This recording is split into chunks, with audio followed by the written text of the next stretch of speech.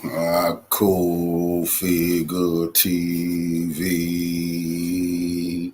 Revolutionary salute. Revolutionary salute. Like, share, subscribe. Welcome to the House of Revolution. Y'all know I'm your humble host, the JHIAME Revolution. And what do we have here tonight, y'all? We have exactly what I promised y'all. We got S.U.C Super producer in the building, y'all.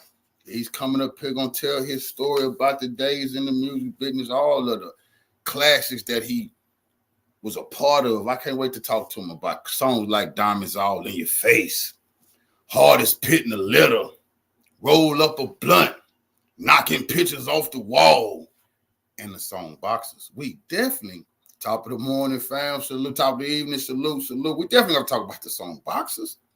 But salute to everybody in here. I appreciate y'all showing up. I had to fulfill my end of the bargain by bringing y'all this news y'all can use, this revolutionary information. Salute, family, salute. Appreciate everybody in here. First of all, I gotta let everybody know that since this H-time business, man, I had to put on my, I know, especially my kinfolk in there, you're not gonna like this, but I had to put on the Rookie of the Year jersey. Straw. I had to make sure that I put on the jersey of the final, the Super Bowl MVP this year and the NFL MVP. I'm calling it Straw. Like, y'all see me with my Straw jersey on, so we talking about Houston business. But I just had salute, family. Yeah, I want my Mars. The Mars out there, make sure we keep the comment section right. We know some haters gonna show up tonight because a lot of lies been getting told around the internet. And you know, one of my brother's favorite sayings, I used to love this saying. He used to say, you know, a pair of lips will say anything. If you have a pair of lips, you will say anything. And that's what we're here to put an end to tonight at the House of Revolution, CultfiggaTvNews Network. We got to put an end to a pair of lips just saying anything and getting away with it. Tonight, we're going to put some perspective on this situation that's going on with Hump and Flip, you know, because it's been a lot of he say, she say, Flip said, Hump said, you know. But now we get opportunity to bring in a man who worked with both of them and who they made a hit together. All the females in this area love that song, Boxes in my Trojan. Oh, they love that song, man. We're going to have to get into that song and look into that song a little bit tonight, y'all. But like I say, salute to everybody in the building. I just want to get y'all warmed up. Let me, I sent the link to the brother. Y'all give me 1 second to get everything right. Salute to everybody. Y'all give me 1 second.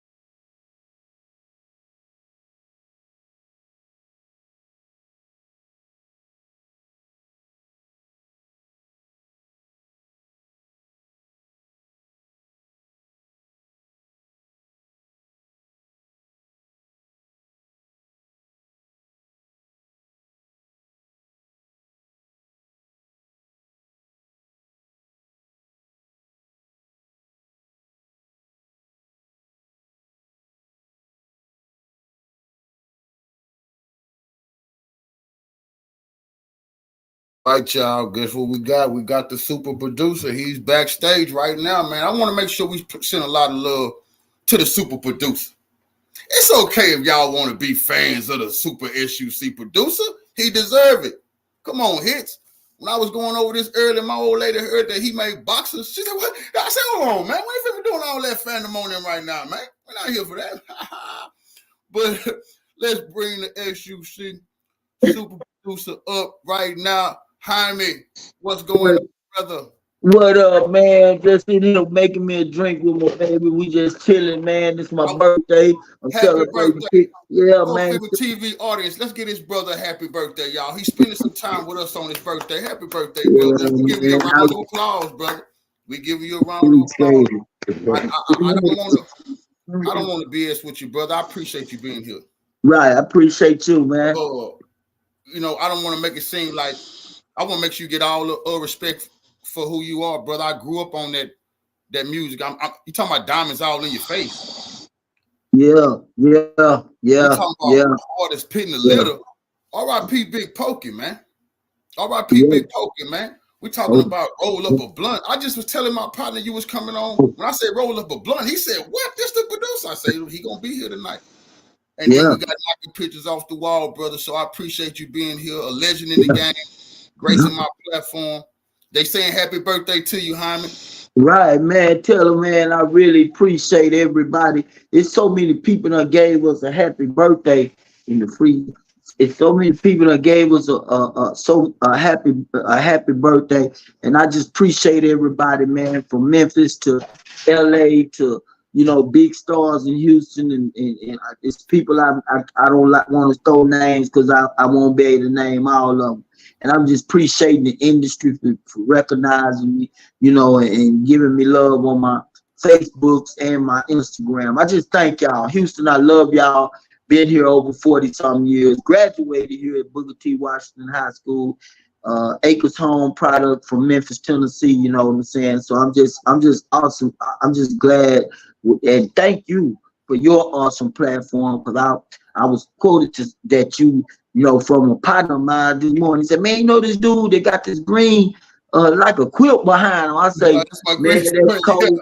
Yeah, I said, "That's cold figure, man." I said, "Man, the young brother want to interview me today." He said, "Really?" He was excited. And I just want to let you know, man, you're being loved out here, man, and we're going to continue to support you no matter what. I appreciate the love. I love y'all, brother. I'm just trying to do some righteous work. Salute to your queen. And salute to your queen next to you. We love the queens, man, too. Salute, queen. We know. I see you. Hey, let me say this real quick. Hyman, is that Hebrew? Is that Hebrew? Yeah. The name, man, Shalom. Y'all tell him Shalom. Tell him Shalom in the chat room. You in the Humble Revolution. You at home, brother. Yeah, Shalom. Yeah, it's my name in Hebrew. I took it on. I must say my first wife wrote me a letter, and she did it in with my name. When it came in the mail, it still had my last name, but I'm like, "What's this?" She said, "That's your name in Hebrew." And I took it and grabbed it and said, "Man, that's gonna be my name out the world when I become what I want to become." And here it is, 39 years later, almost 40 years. I came from being in the streets selling drugs to being a dope fiend to now to be a man that everybody give love to and respect. So ain't the Most High, all praise due to the Most High, man. Yeah, all praise to him. Because without him, I wouldn't be 59 years of knowledge. You know what I'm saying? Where would any of us be, Hyman? Right. Use this platform to let the people know where I come from so they can understand where I'm going, what I've been through, and why I'm bold enough to use this platform, because I'm anointed by the Most High. And my staff, my staff, they comfort me. Yeah. Right. And I know that. You know what I'm saying? And you stand as a strong soldier. Man. So if you continue to be I could say a ghetto bishop out here in these streets, letting them know that, hey man, God do changes. He do changes things. Prayer changes things. And we are just so blessed to be a part of the omnipotent Most High. That's right. We feel anointed just talking to you right now, because we have a spiritual connection. That's right. And once people realize that once you pass 22, 23, 24, 25, you got to stop drinking milk and you got to start eating the meat by really dissecting the word for yourself and knowing that we're dealing with spiritual warfare, not nothing else. It's spiritual warfare. Brother, this is a blessing, man. And I didn't even know. Y'all, we finna get to the music, but let the Most High work. What we're going to do, because that's the Most High telling me, we're going to make sure we keep this interview in the proper spirit. We're going to keep it in the proper spirit. We're going to talk about everything needs to be talked about, but we're going to talk about it with an understanding of, we're just trying to make sure that the right thing get done. Yes. After all of this, some righteousness come out of it, and people could be made whole. Yeah. You know, so I got my first question I want to ask you. I'm a salute to y'all too, from the females. I'm a salute from the young generation. Go ahead, I man. appreciate y'all speaking truth to power. Y'all continuing to let the truth be known, and so that what is done in the dark can be revealed, and we can make decisions accurately off the wisdom that's really being shared. So I appreciate the both of y'all and all the for the females and for the young generation, and standing as strong Black men, Yes, ma'am. with your mind, leading with your mind. Talk that talk. Really, Thank you. really appreciate you. Really appreciate you. So I want you to feel, because we're gonna get to talk about everything we need to talk about, but I want to start this off with asking you, how long have you been? I heard you say it, but I repeat it. How long have you been in this music business? I count all my professional years. I've been performing ever since I was 3 years old, doing James Brown on my grandmother's cafe. Okay. So I've been performing for about 54 years. As far as doing music professionally, Yeah. it's been 39 years. But I actually started writing songs at 8, started producing my own records by the age of 16, 17. But I only count my professional years, and that's 39 years. So would you say something like I'm just telling the truth, something like a music prodigy? Salute. Uh, I, you know, I, I try to be humble, but I was raised by a man that wrote for Al Green, did sections, background sections, and everything. My daddy, Mr. Leon Banks Jr., called Little Wolf in Memphis. And I was raised around, went to Stax Records, met Mr. Al, met Isaac Hayes, got in Isaac Hayes limo when I was 7 years old, and watched the Flow Model TV in the back of his limo. So I've been living music all my life. Yeah. All my life. Can I ask you? You say from Memphis. Salute to all of Memphis, man. Salute to all of Memphis. When did you make your transition from Memphis to the Houston thing? I was almost 17 and in 11th grade when I came to Houston. Okay. Yeah. So 1981. 1981, and mm-hmm. Could you give us, okay, when you got to Houston, how did you get into the music business? Well, it was already in me. Matter of fact, when I was telling people I was gonna go to the studio one day and record a record, they used to throw me out their house for lying. Acres Home did not believe, ain't no way, you gonna cut a record in Houston. You got to go to California and New York for that. And cut you off. At that time, was nobody breaking in the music business? At that time, now the only group that I could say was break. See, Houston have a long history of really hit makers. From Johnny Goodtar Watson to even Joe Tex that originally came from Galveston, and also Skipper Lee with Archie Bells and the Drills. But the only group I had seen that had actually a record out was a group called the Glass Band, and they had a song called Bedrock, and it actually played on 102.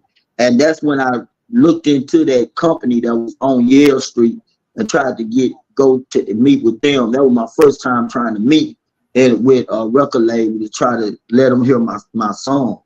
And it was called HRC Records on Yale Street, almost right across the street from Booker T. Washington. Okay, somebody in the audience just said, ain't this the man who produced Swinging in the Rain? I did produce it. Powwow told me to tell you when they interviewed me, I didn't produce it, but Powwow called me because he said, hey man, him and the producer also that was at the video shoot, he said, hey man, he said, bro, everybody know you the remake king, so we want to put you on here, use you as OG, doing what you do, performing and showing them, hey, you ready, you know what I'm saying? So hey man, that's what it is. He did that because of Cleanup Man. I'm the first hook singer out of the South. I did a song with Cleanup Man with Willie D called Cleanup Man. They went 3 times. Stop. That's me singing in the hooks. You go see the video. It was a world-class video, #1 on the box for weeks. Went up to #4 on Didn't it go Billboard. platinum? Didn't Killer Man go platinum? It went triple platinum. Woo! Hey, salute to Willie D So on I'm that. the first. I'm the, no shot, no lick out to Big T, Mo, and all of them. I'm before them. You know what I'm saying? And I'm the no. I was I was platinum before Devin, before everybody. Man, talk your talk. They shot you out in the comment section. They got love for your family. They know your work. I really appreciate it. I really appreciate it. You deserve to be recognized. So if I could go back a little bit, are you saying that before you even got into rap or hip hop, you was interested in other forms of music? Right. Well, yeah. I see.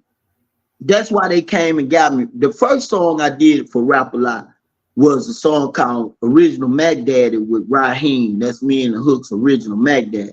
Okay. And so that's why they came and got me, because I came out in 1985 with JHIAME and the Sex Summers. We had a first time slow before Dre them, a first time slow rap called Is It Good? It had one side, it was like Prince meet Full Force.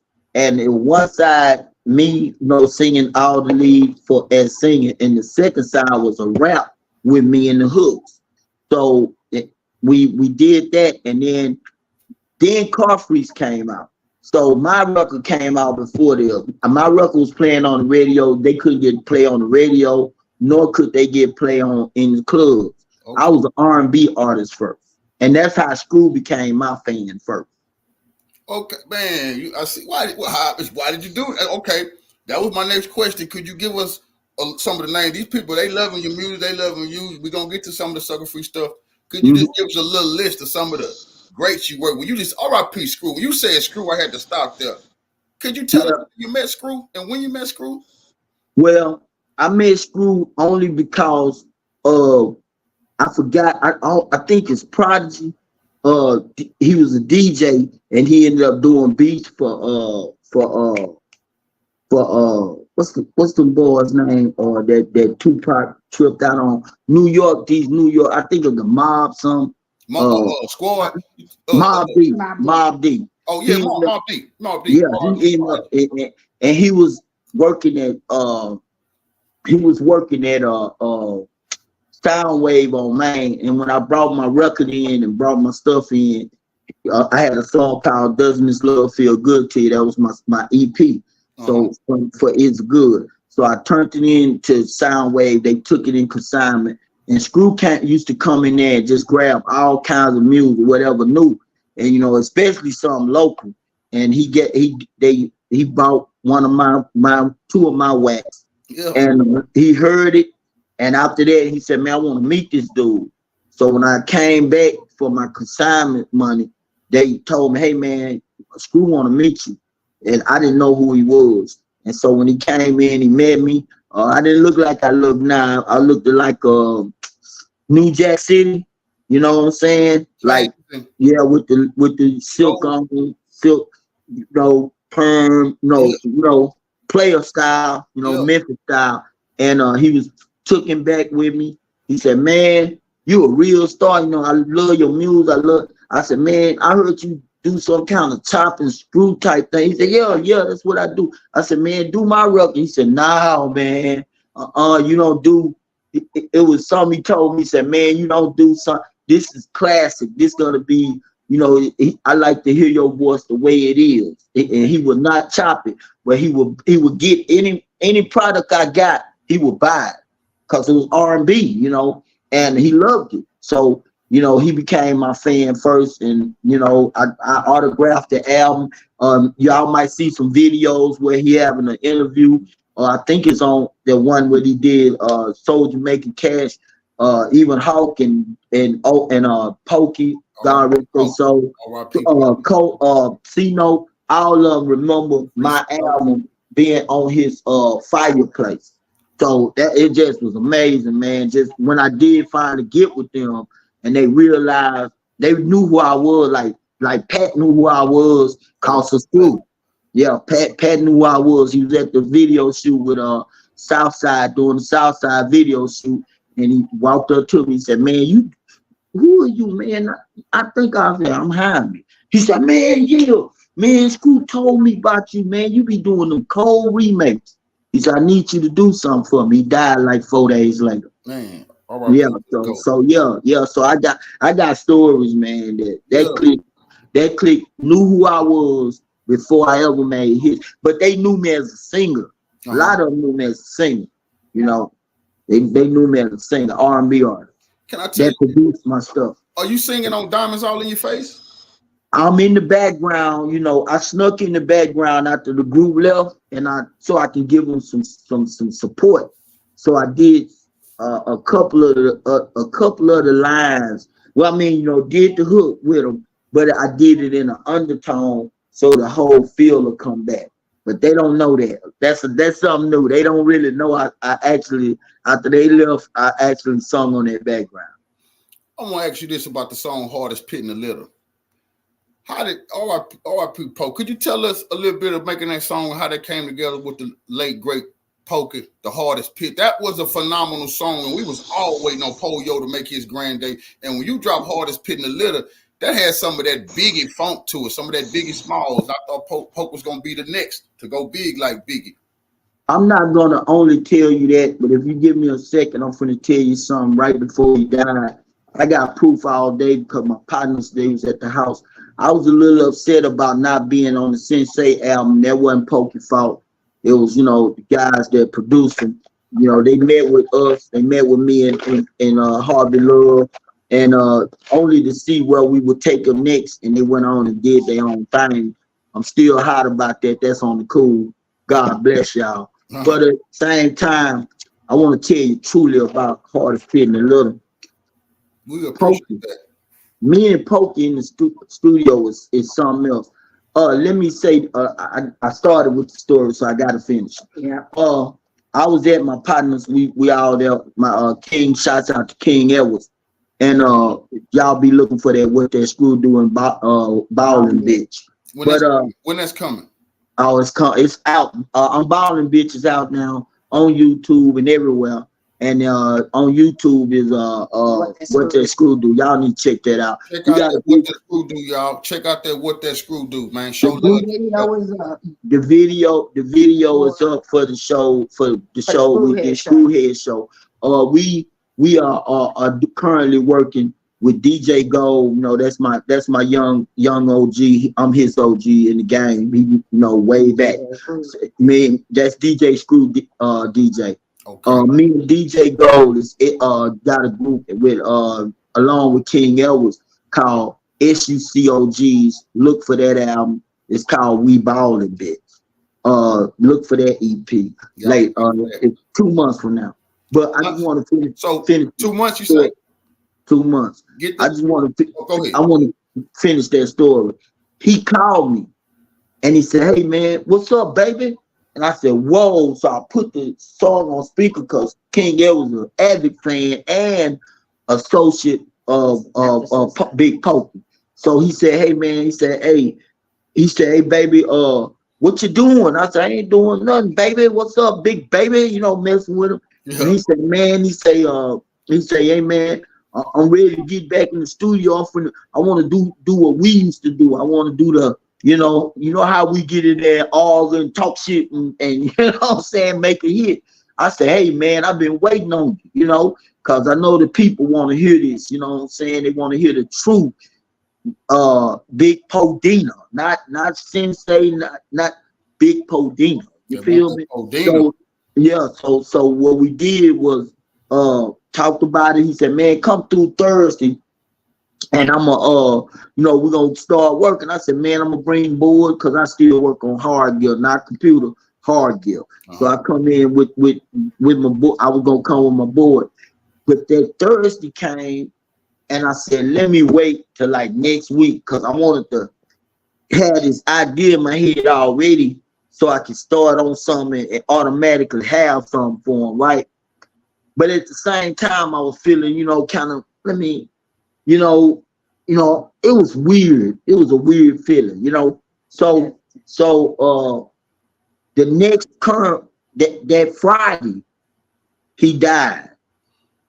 Okay. And after he died, you know, watching that, it just killed me. But after he died, my partners them asked me like, man, they were like, man, did you go? You know, I was like, man, no, I didn't go that Thursday because, you know, I was like, something ain't right. You know, I and what I want to tell everybody, you know, because he asked me, man, why why you didn't just go? I say, bro, I was doing a project with Hawk when he got killed. RP I was Hawk. doing a project, starting a project with Gator when he got killed. RP I was Gator. starting a project with Mo when he died. I was doing a project, finna do the takeover project with Screw. Ended up doing the last song Screw was on, scratching on, called Jamming Screw by Big Hawk. That's my track.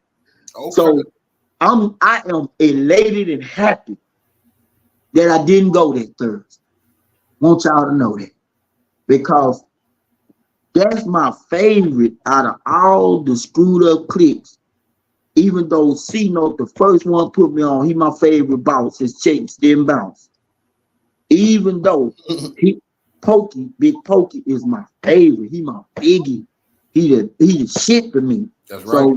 So me starting a project and he on there, you know what I'm saying? So y'all won't have to ask me. I'm glad I didn't start the project for Big Pokey. Yeah, because you didn't want to have to go through that again. Right. On them files. And I don't want to take, but I always want to answer the question. I'm sorry to go that way. Nah, do what you want, brother. Talk, take your time, do whatever you I really want y'all to know something that Pokey hate me to talk about. 2 songs I did for Pokey on that album was Hardest Pit and Tripping Me Out. Tripping Me Out. I like that song. Pokey hate me to tell this story. He didn't like the beat the Hardest Pit. He thought it didn't bang enough. What? Yes, sir. Man, I never heard that. Pokey didn't want that out, man. I'm gonna cut it out. I gave him a tape of it. He took the tape home. I said, man, I really didn't want to give you a tape. I mean, cause I gave him a CD. I had a burner. I gave him a CD and I said, man, put it in a system. Cause the boom that I got in it, it's not made to boom your little speakers. Mm-hmm. They made to make your trunk shake. Yeah. So it's not a boom like that. It's like boom. You ain't gonna hear the boom. You know what I'm saying? So he said, all right. He took it home. He told Big E, nah, man, I'm about to get somebody else to do that song. It ain't booming enough. So I brought my VS-880 at the time. I just got it because I'm making this bread doing so many hits. I just got it. And so I had the headphones so you could press it. Before we dump this song, you'll get to hear it and you'll know you lost your mind, man. Yeah. So I got these $300 Sonys. Back then they was like the Beats, you know, they was the Beats of the headphones. Yeah. And I put that volume all the way up and I hit that button. And when I hit that button and that boom coming there, he was like, what the hell? And Big E said, man, you done lost your mind. This motherfucker banging. So he get the headphones to Pokey, and Pokey put the headphones on, and it's killing his ears. So he take it out and said, man, that's cause you listen to the headphones. I said, no, it ain't. I said, we'll plug it up in the studio and let him go through them big JBL. So I pressed the button in the studio, and Lord have mercy. That nigga put me out the lab. He said, now, Hyman, I'm making this special for you. Because he said, people think you can't make gangster shit. He said, I'm finna show you something, but I don't want you in here. Because I want to do it. He wanted to do his own vocals. Man, when that man came out that booth, about 40 minutes, 50 minutes, I'm sitting in a room. I'm in the other room of the thing. I can't hear the music nor him. Yeah. I go in that lab. He said, see what you think about this, baby. And they pressed that button. Man, I could have lost my mind, bro. It was unreal, man. I'm listening to a Biggie from the south side of H-Town, bro. Come on, man. That's exactly what I Killed felt like me, when I bro. heard Artist Pit in the Litter. It was next Killed level, me, man. bro. Killed me. Now look, I'm jumping around because I'm punching this shit. Yeah, nigga, I'm gonna show you how that nigga I really can't make it out of Memphis. I am really an X Street nigga, but I just sang on her beat. You Yeah. feel me? So this gonna solidify that I can give you what you want. So, but then he said, "Hi, I need you to go in there with that cleanup man voice, and I need you to say the hardest, the hardest." And I said, "Okay, I'll do it." Yeah. Super. Huh? Super. One more. I gotta tell this story, Poke. I don't care. Tell that, man. All right, people, yo, the people here I for this. got you, boy. I gotta tell it on you, boy. Listen, man. I listened to the album called Big E said Hyman is gonna listen to this album, and he the type of dude will come up with what we don't have. So Big E and Paul Chevy played me the album at the house. We drinking some rockets. First time some rocket blocker was off chain. We chilling, and I'm listening to the album. And I looked at Big E after the album got through, and I said, "Y'all tripping me out, man. Y'all lost y'all mind. What, man? What? Y'all calling him the Biggie of Houston, right? Right." I said, "Biggie got some women songs." I got to keep it, I'm trying to stop. Yeah, I'm really a experiment. But he got some women. He need, this man ain't got no woman song. I didn't say woman, but you know what I'm talking about. For the female. Hey, for the female. I said, hey, he ain't got no women songs. We gotta get this. I got it. I went home, came up with Tripping Me Out. I sung the hook, but at the time I was a minister, and I didn't want my voice to be the one singing that type of hook. So I already knew I was gonna get it running. But then I take it to the people, I take it to my people, Biggie, I play it. Biggie lose his mind. He said, "Oh yeah, we got this. He doing this one." So we go to the studio, we play the song. Big Pokey say, "No, man, hold up, man. I don't, man. Nah, man, I'm a G, man. I can't be say, bro. You gotta do this song, Pokey." That's what he told.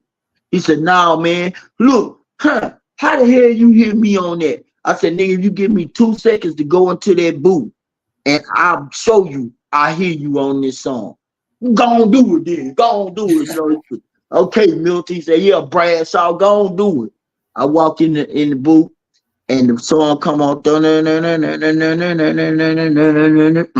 It's tripping me out. Hold up. Stop that shit. Stop it. Don't let him say nothing.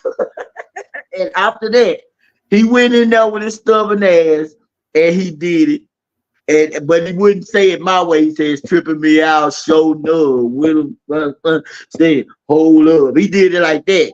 But it was so live that his face could not believe it. And then when we went to the release party, everybody got wives. Paul Shavis got his wife. Everybody got their wife. Some niggas got 3 wives. Some of them players. They all in the building. And so the only song that they kept telling them to keep playing, because them females loved it so much, was Tripping Me Out. And I like to thank Ronnie. I like to thank Big E for getting on Poke ass and making them hear me out. And I like to thank Poke for giving me a great performance, and Snow, who was featured on there from RWO. And also, I also like to thank just every female that ever loved Tripping Me Out. Man. Yeah, no. I'm gonna ask you this question, then we'll move into something else. How does it make you feel when you hear your music being played, something you produce, something that's your work? How does that make you feel, bro? Well, I can actually tell you how it made me feel when my kids at the time that was 13, 10, and 7 ran in the house and just jumping up and down and dad, everywhere we go, we hearing that youngster song and daddy. Fast forward 20, 30 years later, 20 years later, fast forward, and they telling me, "Dad, we just so happy that we was put on an iconic song that still to this day, when we hear it, we hear our voices. So I had my kids actually on that song knocking pictures off the wall. All right. Since you brought it up, let's talk about that song. That was a big song right there. Right. How did that come about? How did that come about with your kids on it? All of that. That came about to the great. I can say this honestly. That boy had an ear to the street for real. CEO Den. Salute to Den. Yeah, Den heard other producers, I ain't gonna say no name, top-notch producers for H-Town, had redid the track for him. And he said, man, y'all ain't making it. He knew that they were still making it like Southside, you know what I'm saying? Like Southside got Southside groove, flow. They knew I danced too. If you ever seen me on Swinging the Rain, whatever, I love to dance. So I've been dancing all my life. That's why I don't have sugar diabetes or none of that high blood pressure. And I'm 59, y'all. So don't take medicine, none of this shit. But I heard the club of that. The hook was jamming, but I knew if I snatch it, I'd have snatched the line and I'd have goddamn Jermaine Dupri ass and just take it to a next level by banging your trunks at the same time. I knew it would be a mega hit, not just, a Southside hit. So that's why I did the beat like I did. That's why I thrust the drums like I did. That's why I made the club ring with it at the same time. All because I knew that song could be a mega hit. It was big. It definitely was big. Well, let's talk about that's your kids on that. That's your kids on that hook. That's my kids, and I think two other kids. I think Hump got his two kids. That's mostly you hear Trey rap right now. He rap right now. Richcraft rap right now. They all was in the studio.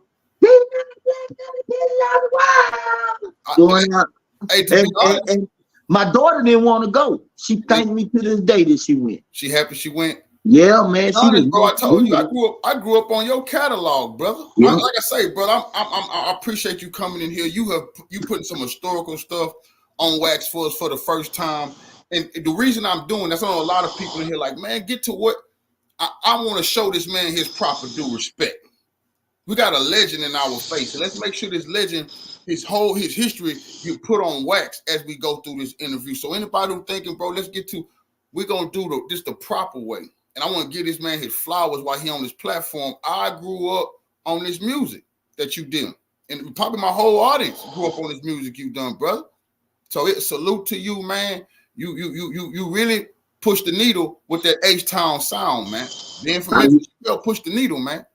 I really appreciate it, but what people don't understand, and from Pimp, I don't know, Pimp loved me, Pimp, told me he took some things that, I ain't say he took it. No, don't take me wrong. He did like a real true player supposed to do it. You take and learn and draw from each other.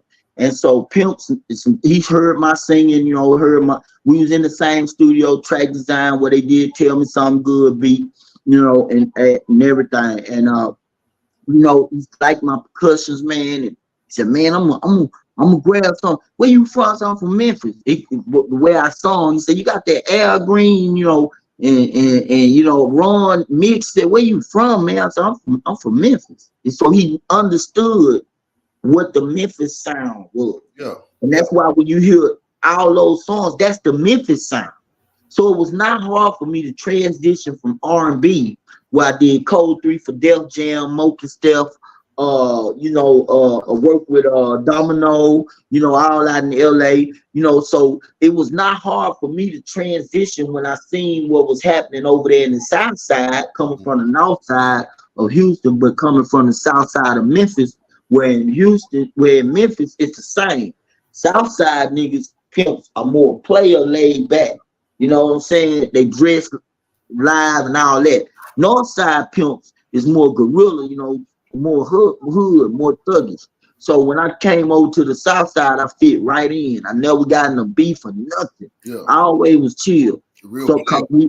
I'm from the south side of Memphis, and they got the same swag. You know what I'm saying? So me being in this world, man, and really just loving the H-Town contribution by adopting the Memphis 70 sound. Let's think about it. Mine playing tricks on the great Vito. I love dearly. That's my brother. I'm older than him. He did the platinum song, Mind Playing Tricks on. Okay. Mind Playing Tricks on Me is an old, come from a sample from Isaac Hayes. You see what I'm saying? So when they all that music, when you heard Show Enough and all that Memphis sound brought from A-Ball, MJG, they was jamming those hooks, those loops. So it was easy for me to transition into the funk of H-Town and make my mark. You know what I'm saying? I knew I had to bang the trunks, and I knew I had to push the speakers. And thanks to my little brother Swift, who taught me how to make them kicks, hit you in your head. You feel me? So I just appreciate everything, man. Houston has been so great to me. It's my birthday. I hate to be rumbling. I know y'all probably saying, man, let's get to it. But I just want to say I appreciate this young man for respecting the game. There's so many of y'all that don't. And that's why a lot of y'all ain't got a legacy that when you die, your music or whatever you did live forever. I'm fortunate to do that, and I appreciate you, young OG, for giving me the opportunity to share some real history, even though I wasn't invited to the 50-year anniversary of hip hop. That don't kill my legacy. I did this. You feel me? Yeah. Everybody who just showing up again, could y'all get his brother a happy birthday? He took some of the time out of his birthday with his queen to grace our platform, man. So we just want to once again tell you happy birthday, brother. Appreciate you being here, the legend that you are. And I'm shocked. I'm gonna keep this because I got plenty of stuff I can go into you with. I'm gonna make sure I stay focused for the platform.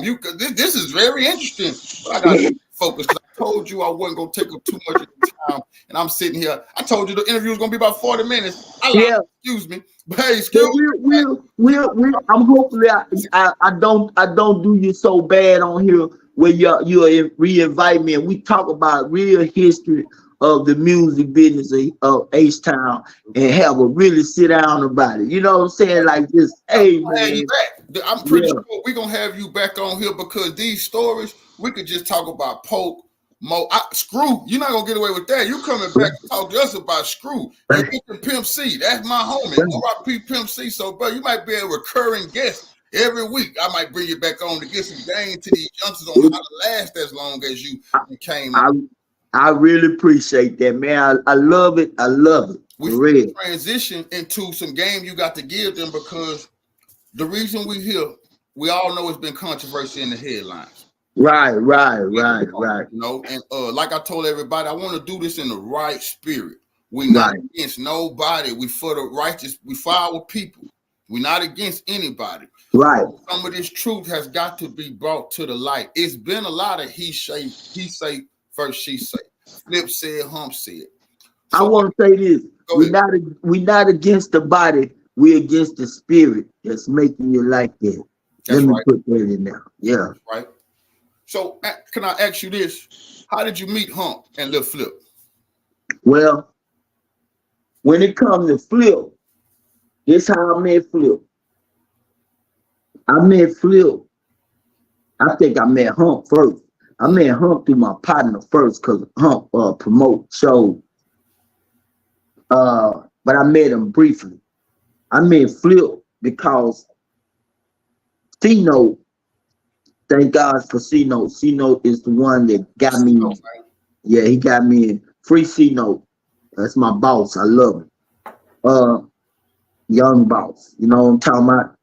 But we was in Bryan. I watched the show with the Botany Boys because my partner, I flew in from New York from doing a video with an R&B group that was on Soul Train. So I'm trying to, my partner said, man, look, you need to start, his name Ronnie Thomas. He said, you need to start messing with them screwed up click boys, man. They got a fan base because he was bringing them down there to Bryan and they had packed house.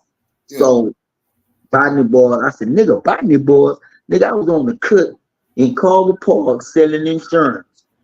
You get me? Yeah, already. And playing botany bars, and they were like, man, why you in the north playing them boys? I said, cause them niggas jamming, you know, and it was real. And I played them and thought of many ways and stuff. So I was already wanting to, you know, meet them. And then once I got with him, and he said, okay, man, I need a song. You ever heard this song? Like, reason diamonds out. He said, this is my hook. Diamonds all in your face. I said, okay, you talking about written all over your face? He said, yeah. He said, it's about Levert. I said, no, it's about Rude Boy. He said, you know your shit. I said, man, let's do it. You know, I put the headphones on and played him some shit. He said, man, you do good remakes. So he gave me that. I ran home, smoked me a joint, done that motherfucker. I thought about the hook, and I said, man, I need to sing the hook on here how it goes. So I pieced together what he said and added a few things and went on through the hook. Put it on my VS 880 so you can hear the vocals. But I knew I wasn't gonna sing it. I knew I needed some niggas that sound like Joseph or something. Yeah. So I said, okay, boom. I went and took the song to him with the hook already. And took it to him, went in there and Al was in his Mercedes. We was outside Uptown. That's where we did all these hits. And he played the song for him. It was on tape. Played the track, and it was bouncing. You know, he's like, nigga. So Big Al and that mother was like, Cino kind of still puzzled, you know, because Cino used to this boom, yeah, boom, you know, that yeah, he used to that. He wasn't used to. He wasn't used to that, you see. So I did the song, played it. Big Al looked and said, man, that's one of them flip songs like you flipping. He said, man, it's some niggas over in Cloverland, bro, that do that. He said, but the coldest one is Lil Flipper. I said, Lil Flipper? He said, yeah, man. He said, he called himself Lil Flipper or something like that. But I call it Lil Flipper. I said, okay. So all right, y'all see it, but he young. He like 15. Mm-hmm. This nigga come in the studio. We laid the track. I put Deep Thread on it. That was a male dancing group, but I knew that Jolly Vet sing good. My brother Chili had them first dancing in his shows. So I met them and said, man, I need y'all to sing a song. Jolly Vet like, I said, I want y'all to be a group. I said, y'all name is perfect. I'm gonna make y'all some R. Kelly shit. You know what I'm saying? Y'all strippers, that's perfect. So they was my answer, like YMCA, like the village people. They were like my village people. Cause other two really didn't sing, but I knew what I was gonna have them doing. Yeah. So they end up doing the song. We end up putting the hook on it. Cino did his part, fucked me up. Cino flipping. It sounded good. But then when that young nigga come in that bitch, man, and start his part, diamond twinkling like a star. And he was like, kid, man, I like, damn. As he was doing it, I just looked up in the sky and I said, Lord, you finally giving me where I'm gonna be. Because this finna go. It was no doubt. Everybody in the studio, the engineer, white guy named Kyle, everybody in the studio knew that was a hit record. Everybody. Definitely. Soon as that kid started rapping. So me and him, after that, I had to drive and ride him around. You know, my wife wanted me to keep, my wife at the time wanted me to, you know, she mad, she wanted to meet him because she heard the song. And so I let her meet him, and she was like, you keep that kid with you. That's a good kid. He was a good kid, man. I'm talking about a good kid, bro. And he was just doing this thing. And it was everything he said he was like Drake, you know what I'm saying, at that time. Like what you would think of, like how Drake got people ears. He was like, when I heard him, I knew he was gonna have people ears, man. It was amazing. It was amazing, bro. And then when we did the show where Screwed Up Click, it was Screwed Up Click, Cash Money, Destiny Child, and I think Neo. And Neo was first. And we did the set. Everybody did the set. Fortunately, that night, everybody's hit song was my song. You know what I'm saying? And so at that time, right there at that time, playing on the radio and everything. And I never forget when me and him was on stage and they were doing diamonds, and I put my arm around him and he just rocked with me and he started singing his verse. And when his verse came in, he started to do his verse. And soon as he said diamonds twinkling, the whole crowd in High Five Provision blew us away singing it. They was actually rapping this thing, man. And that boy started shedding tears, man. And he stopped rapping. He just held the and he just did his head like that. And tears came out, and my tears came out, bro. Yeah. Because that song, that was amazing. You know, this song just started playing. And all these people, it had been playing probably about 2 weeks. And all these people is rapping his verse. So that kid touched my heart, and you know, at that time he touched my heart. So after that, you know, it just amazing, man. I can't even explain That how was the first song you was able amazing. to do. That's excuse me. So that was the first song you was able to do with Lil Flip. That was the first song people heard him on. That was on radio, on everything. Okay.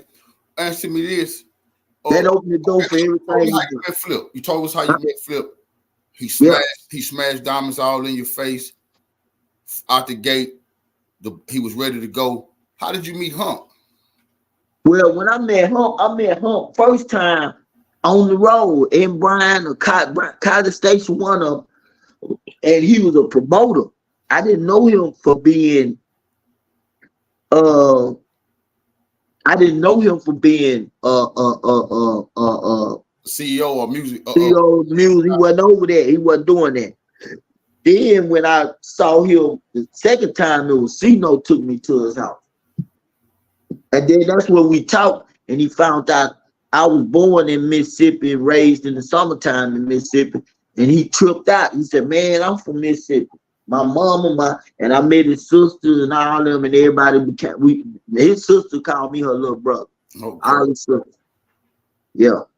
That's my big bro. So, okay, that's how you met Flip. That's how you met Hump. When did you get your first chance to work with them together on a project? Well, when we went and cut a song called Boxers, it's really Trojan and Boxers. Boy, that just the whole thing. That's a big song. That's a big song. A lot of females I know, they love that song Boxers, bro. If I could just tell you about that story right there is real serious. You right here to hear, brother. We ain't going nowhere. Let's hear it. Oh, we was going to we went to the Ebony thing for them to perform, and at the time we had some old. I just did them. I just did a quick hip hop type R&B song. It was the Ebony Ebony Fashion Fair, whatever, you know, thing. And we was on our way back from doing that, and Jolly Vet T-shirt and panties was playing. And Jolly Vet, I'm driving, and Jolly Vet said, "Hey man, yeah man." I said, "Man, that beat right there is kind of shit y'all need." And he said, "Run it, turn that shit off. How the hell was around here talking about T-shirts and your boxers on?" I said, "Yeah, that's exactly what y'all gonna do." So you telling me, yeah, this classic, y'all. This classic, y'all was riding together when y'all came up with the concept for Boxers? That man was mad the whole time going to Houston because he did not want to sing that shit. I told him, "But y'all ain't gonna say." I was talking shit. I was meaning it. I said, "Y'all ain't gonna say T-shirts. Y'all gonna say horses." And I said, "The horses gonna stand for Trojan." So I said, y'all gonna say horses with your boxes on. And I made the kid and Boosie said, man, that's live. And they started singing it. And Jolly Vet was mad the whole ride. He did not want to sing that song. He did not want to do that song. And we did the song. And I told Ron, I said, Ron, I got it. I called him. I said, you know what we missing? I said, we missing a rap. I said, guess who we need to put on? He said, who? I said, Lil Flip. I said, get Lil Flip on there. And he said, yeah. So he said, I know Lil Flip will do it. So he called and said, man, we want you to sing on D Threat new song, Boxers, Trojan and Boxers. And then Flip was like, well, man, I gotta make money now. So he gave him 302. He said, I want a jersey, because back then them niggas loved them jerseys. So he bought 2 jerseys. And Flip got on the song. We went to my boy Po house, one I call Sir Po Podium. Yeah. So hold on, let's make sure we get this documented. You took Flip a song that you and your group put together to get him on y'all's song, because y'all need Flip on our song. Yeah, right. I told him he thought he was just gonna do a 16. I said, no, you're not. I said, you're gonna start this song off, and then you're gonna do your 16. I said, I want to hear your voice first when the song come out. And he looking at me. I said, Flip, you got something wrong with that? No, I got you, big homie. I got you, because I was like, hey man, this ain't nobody you work, you fucking with that's them niggas that you charging or whatever thing going on. I didn't know what he was doing, but I was telling him I need this from you. And he did it. And I said, man, say something about me, man. Say my name. A lot of times people don't know this. When he come in, he said, I'm Lil Flip, taking trips to Cancun, dropping tape, a cartoon coming soon, blowing up like a hot air balloon, living some 25 room, Houston, Texas, Beams and Lexus, high me on the freeway driving reckless. They don't know he's saying it. No, hold on. I'm driving him to the studio so goddamn fast in a Protege, because I know this nigga is about to blow up. Man, diamonds all in your face, playing on the radio. I'm driving this nigga down the freeway, getting him to the studio. Got him on that motherfucker. Are we talking about this right here? No. Harmon, give me a second. Blowing up like a hot air balloon. I'm Lil Flip, taking trips to Cancun, dropping cartoon coming soon. Blowing up like a hot air balloon.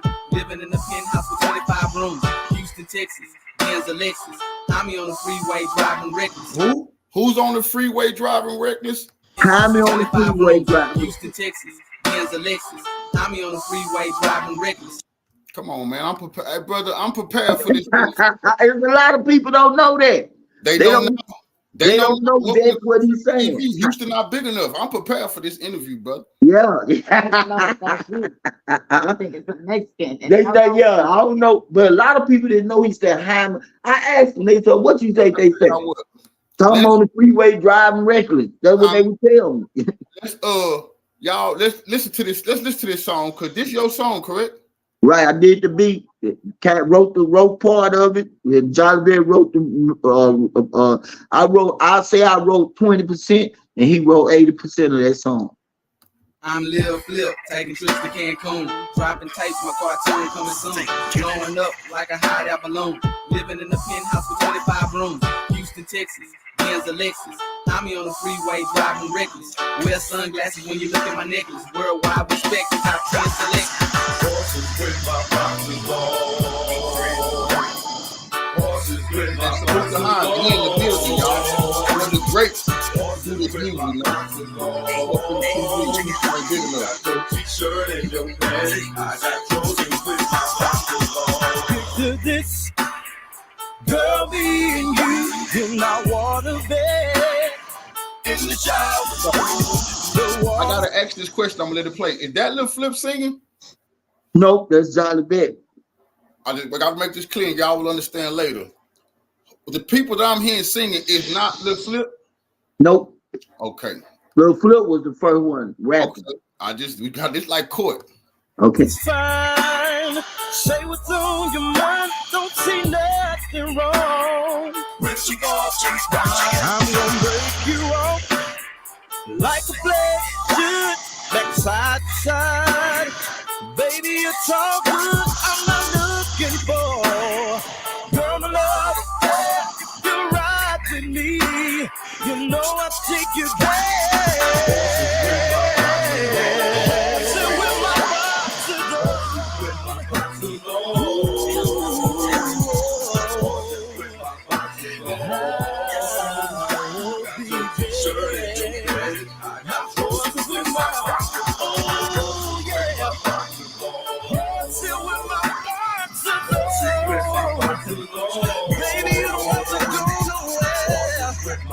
You're gonna stay right here with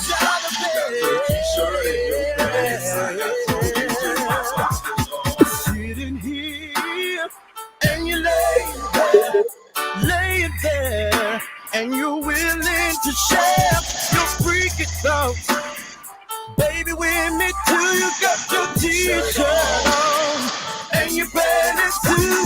The warm caress of your body next to mine, it's rated X, and it's so divine. I wanna get up inside. If you want me to, or be a dog, let me prove it to you. Oh, yeah.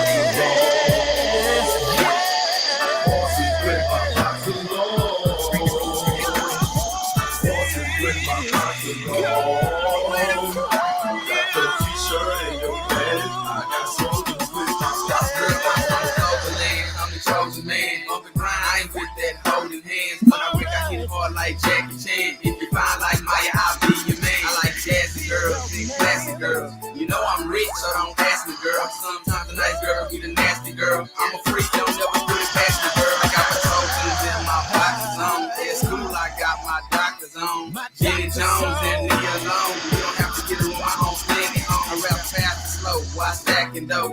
Dressed like I just won a fashion show.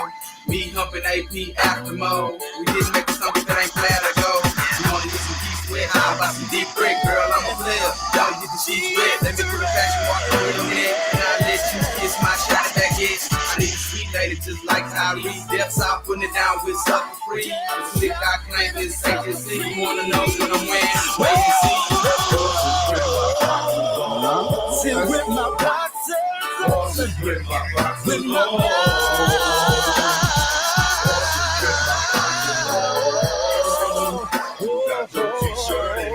you got your t-shirt, you better got Yeah. They say they're taking them back. All of them saying they love this Instagram and still jamming behind me. To you, brother. It's your work. You should enjoy it, bro. You heard him say, I'm hooking up the track with 999. Huh? Let y'all boys down memory lane.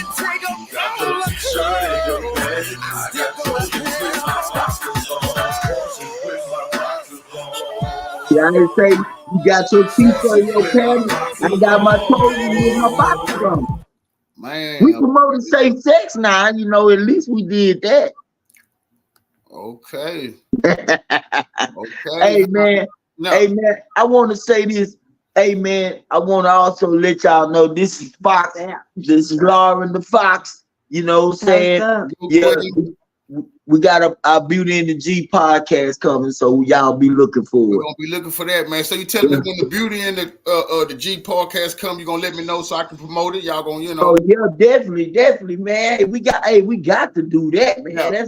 That's just what it is. Because the truth is, this is only a snippet of the truth, y'all. Y'all don't even know it. Not It's real. crazy out here. in It's these streets. crazy. God, Hyman, Yeah.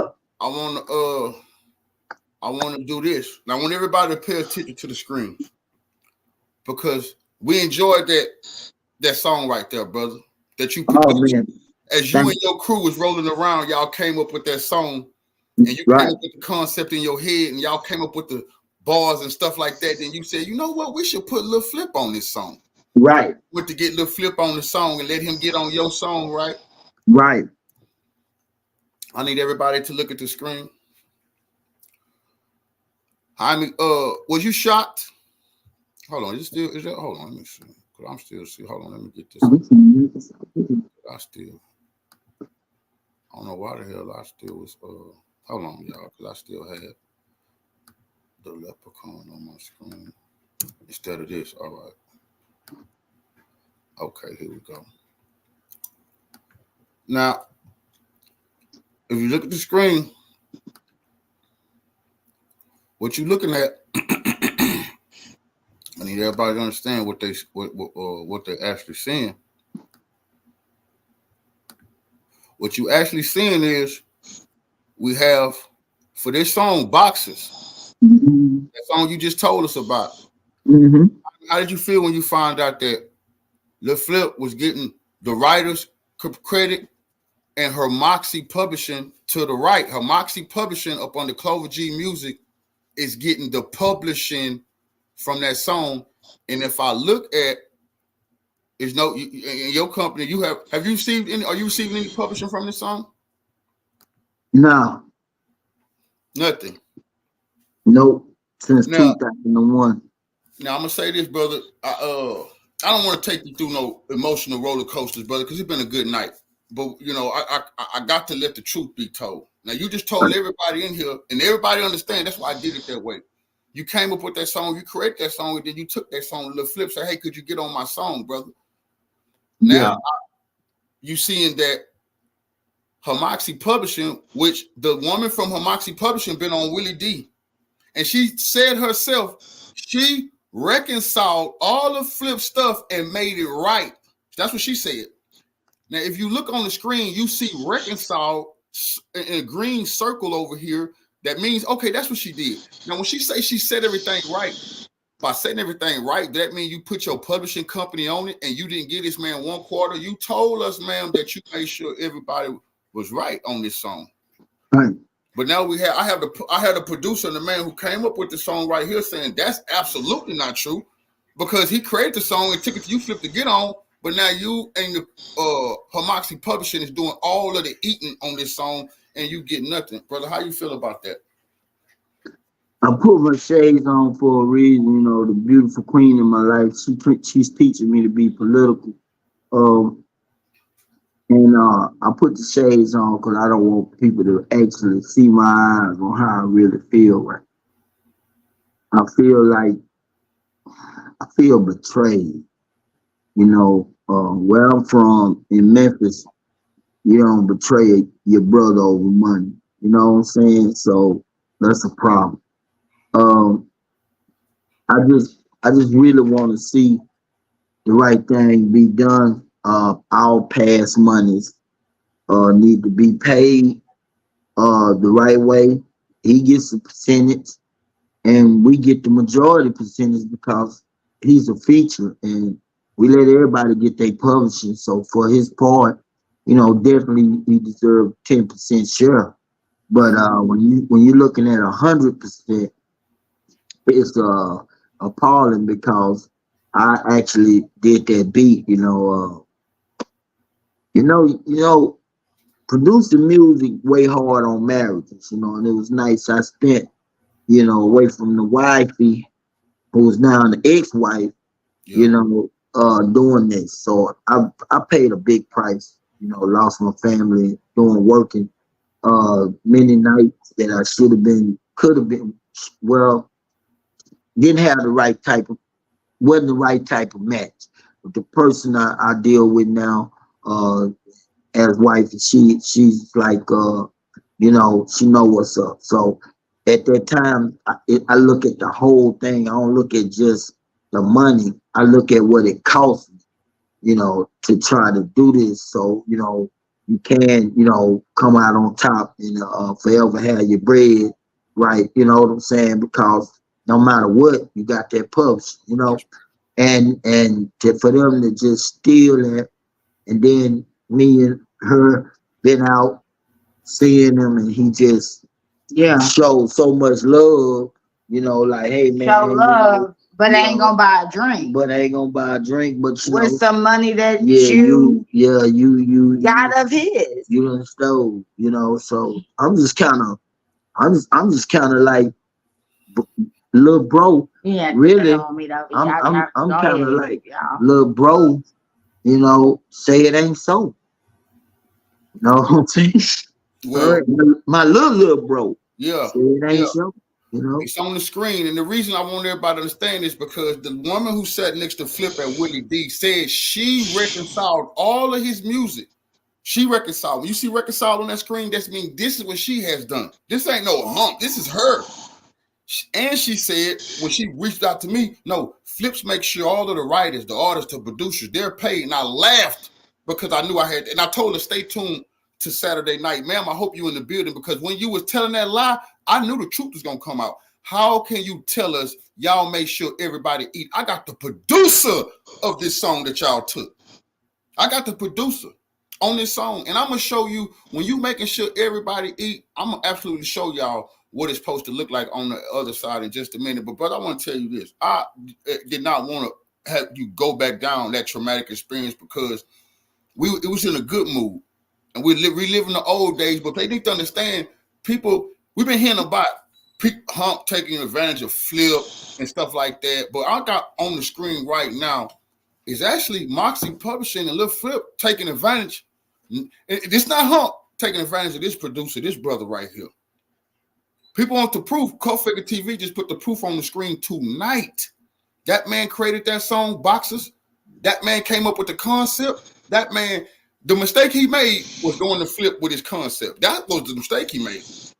Because Lil Flip and Moxie Publishing allegedly has decided to collect everybody's crap that they have ever done anything with. People say, prove it. I'm proving it right now. I got this man in front of me. I'm proving it right now. Now I'm asking you, could you just speak out to the people and let the people know, what are you asking Lil Flip and these people to do now to make this right? Do the right thing. Do the right thing. He know what the right thing. He know what the right thing is. You know, I come, you know, I was facing 2 RICOs. That mean I came from, you know, where you follow the line. You know, you do things in order. Right now, he's out of line, place, and character. And I'm just asking him, do the right thing. Not just come with, you know, what it's making right now, but come with the whole monies, because that's the right thing to do. You know what I'm saying? And so as an OG, I'm just asking him to do the right thing.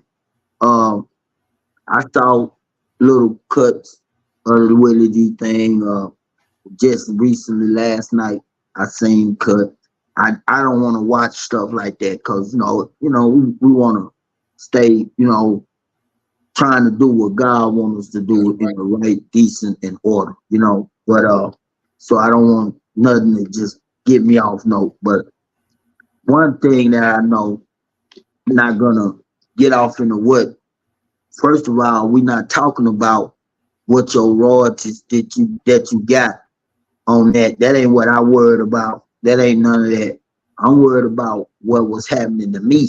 You know what I'm saying? And the guy that I wrote this song with. You feel me? And also it's a big situation when you deal with, I'm gonna go a little lawyer, you know, conversation, which when you deal with theft or intellectual properties. Stand on business, man. When you do that, it's not just, don't nobody want to go to the law with this, because that's a federal crime. And it's a lot of people don't know that. It's handled real different with the feds, because you're dealing with copyright infringement maliciously. So we don't want to, abbreviate those situations. We want to actually bring it down, and we want to actually tell you to do the right thing. On the other end, I was there. I watched a lot of money be made. I watched young men come from not having a chain to having several chains and several bracelets and stuff. And this before the deal. So if you was getting fucked, I showed like that person must have used the grease because I done been with a company in Houston that fuck you raw. So that I don't believe that that situation, but that's somebody else's business. My business is hold on, that's important what you said. Mhm. It's not getting paid that we've been hearing about on Willie D. Or you saying you couldn't see that. Now I already told people I was on the road with Hump and Flip. I watched Hump take care of him, take care of everybody, but nobody wants to believe me. Cool. I watched plenty. I done seen him and Hump get out of Lumos and shit. Hummer Lumo with both of their pockets in these velour jogging suits this big. I mean fat. I'm talking about fat knots. This kid got fat knots, jewelry, everything. This was before the deal. Listen what I'm saying. This was before he got a deal. I done seen him like that. So back in them days, nigga wasn't doing, they artists wasn't looking like that. You know what I'm saying? So whatever monies he talking about, I didn't see him not have money from the day he made Diamonds All in Your Face. He been rocking.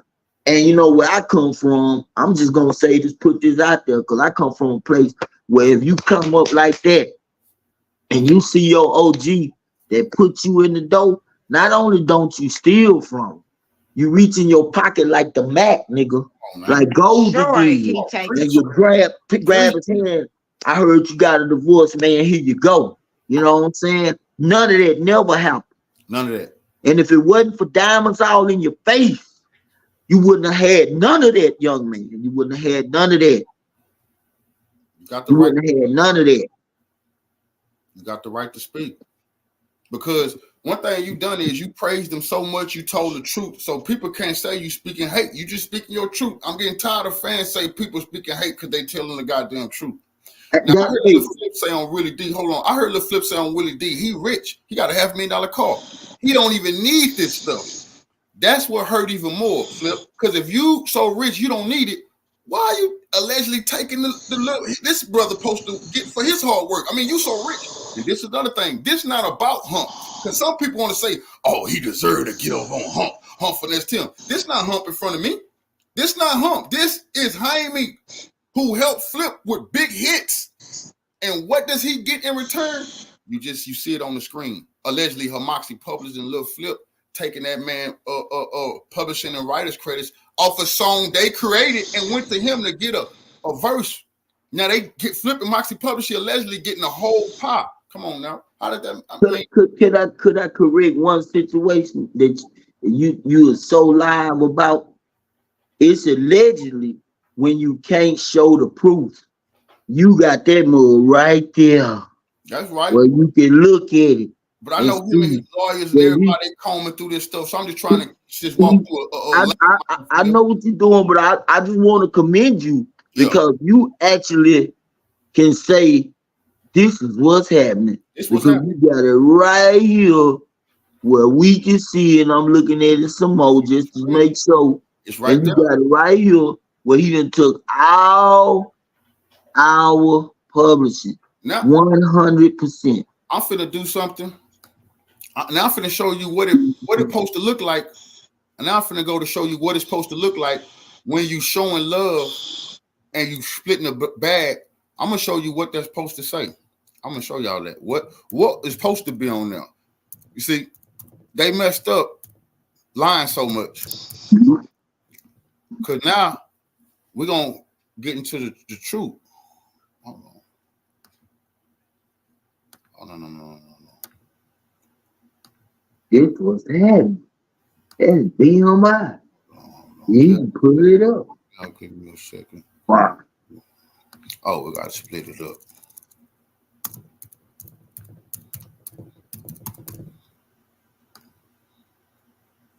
Now, I want everybody to pay attention. You know, I know some people punching that screen right now like, who the fuck taught this nigga how to do this, man? Oh, don't worry about all that. Don't ever worry about who taught me. You shouldn't be stealing. All right.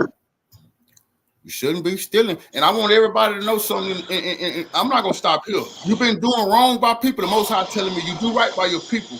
Because when they come get with Cult Figure, your ass going on that Summer Jam screen, nigga. That's the truth, man. Okay. Now, I just hit Harbs Publishing because I heard Harbs Publishing. They kept telling me how Hump was taking a little bit of everything, 100% of everything. I just showed y'all on that man's song. Only Hermoxy Publishing was on that man's song, and Lil Flip was eating everything. Now I'm gonna go to Harbs Publishing. Willie D, you should have told him to show you this on the screen. Break this down, because when Hump is doing music with these cats, I want y'all to take a look at this. Let's take a look at the damn screen. What do you see? For this song right here, Mind Blown, you got Black Foundation Tracks, they got paid. You got EMI Blackwood Music Group, they getting paid. You got Harbs Publishing, he getting paid. You got Lil Ron Publishing, he getting paid. You got NTD Music, they getting paid. I'm not gonna stop there. Let's go to another song. Nobody Move. Nobody Move. You got Black Found Tracks. You got EME Blackwood Music. You got Hard Publishing. You got NTD Publishing. Come on, you know, what do we have here? You got Black Fountain Tracks. You got EM Blackwood Music, Inc., Harbs Publishing Company, Lil Ron Publishing, NTDP Music, Young Red Publishing. How is it that they're on Willie D saying, well, Harbs Publishing is taking 100%? Show the people the screen when y'all telling them lies, so they can see Harbs Publishing is only one of 5 people who eating. You see, when Hump put the song, everybody hand on the platter getting something. Flip took that man's song and plenty of the songs, only Hermoxy put. It should be 5 or 6 names. That man publishing company supposed to be next to that song, like I'm just showing y'all. Yes, you can have 5 or 6 different companies because Hump is proving it. I'm in his catalog right now showing y'all. I ain't gonna talk about the rest of the music that was stole off. I just want to prove a goddamn point here.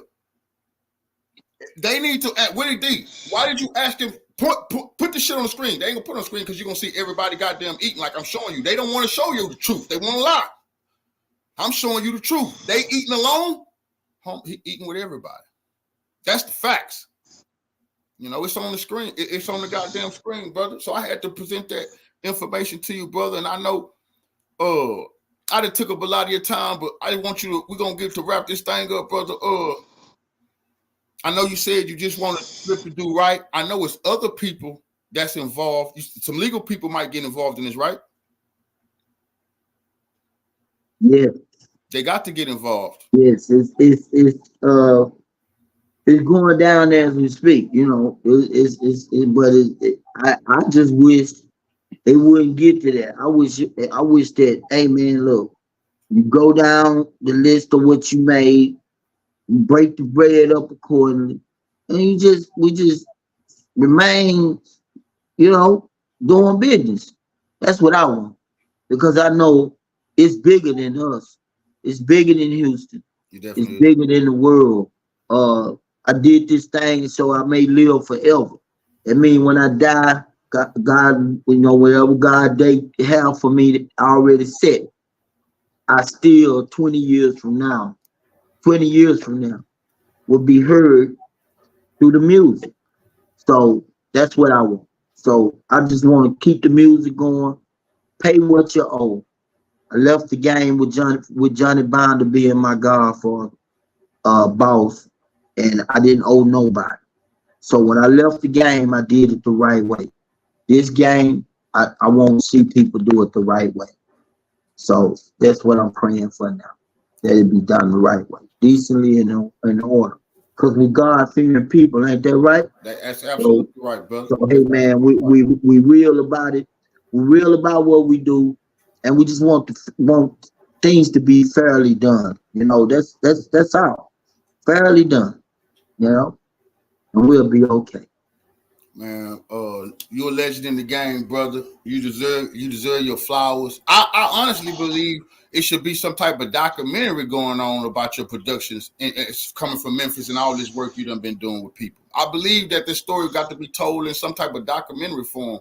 so you can know that you one of the GOATs. But you shouldn't have to pass away before people talk about putting that type of stuff together, because you deserve to eat off of your work, you know. And It's in the works. It's in the works. I mean, it takes a lot of people, really, but it's in the works. That's what it is. But see, the thing is, when people don't pay, and that's not just something with money, that's across the board.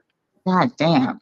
But that's across the board. You know what I'm saying? In Houston culture. So when people don't get paid, they can't do the things that are necessary, like fund their own documentary, do certain things the way they want to do it, besides having to ask for favors and do this and that and nickel and dime, because other people are balling off the money of their hard work. We got to stop doing that white people shit. I keep talking about that. We keep talking about the other man. It's the brother man right now trying to take generational wealth, brother. And I just want to let you know, whatever the Cult Figga TV platform and my audience can do to put some more eyes onto your story, brother, because it's just not gonna sit right with me, brother. You know what I'm saying? A lot of what you're saying, I grew up on that catalog, brother. You know, and to see people, come out telling a bunch of lies, and then here I bring you on my show, and you are here saying, brother, I've been taken from, and it ain't about Hump. People have got to understand. Willie D need to get you on his show, brother. He got a big platform. He need to bring you on, Willie. If I'm lying, bring the man. He don't want to do that. He don't want to do that. You should do that, Willie. This the man, son, cleanup man, Willie. Don't act like you don't know him. Hey, that's a whole nother story for a whole nother show. Well, so I told you, I'm gonna bring you back. I'm gonna bring you back, and we're gonna get into that, brother, because you don't want to do that. They're gonna react to this video, brother. Because what you just did, it's been he say versus she say, Flip versus Hump. Flip say, Hump say, brother, you just came in and say, well, all I know is that my music is getting taken by these individuals, and that's not Hump. And this is after the woman said on Willie D, she reconciled everything. Now everything was correct. It's correctly going to you and not him. And I showed y'all, when you're making sure, if he was eating and everybody was eating, it would have several names next to it, like Hobbs Publishing, that they keep telling you about, but never show you, Right. So I definitely appreciate you coming on, brother. A happy birthday to you again. You and your queen, y'all enjoyed the rest of y'all evening together. You definitely done put a legendary interview down, brother. You don't even understand it yet. It's gonna be big. I got to rewatch it myself and enjoy it myself when I get off of here. Because I've been doing the interview. I want to sit back and enjoy it, what just took place here. Like the audience to do. I know something magic done happen right here. You know what I'm saying? So I thank the Most High, brother, for allowing me to have the backbone and the platform to stand up for what's righteous, man, and have no fear, because my rod and my staff, they come for me. Not only that, I'm a fighter, bro, from my head to my toe. I don't give a damn about nothing like that. That's right. That's right. And you know what? He's building. I look at you and I say he's building a soul. He has built a soldier for times like this, and you continue to. May God continue to bless you, young OG, as you continue to strive forward and be the great king that he has allotted you to be continuously. And that makes people, that's your ministry. We ain't got to always, Jesus. No, I promise you, our ministry is what you're doing right now. And it's such an awesome thing. I'm hearing about you, and continue to be great, king, young king. I salute you. Salute to you, brother. Say salute to the Cult Figga artists, man. Salute to all the ghosts. Salute to all the greats, man. Cult Figga King Y. Follow me.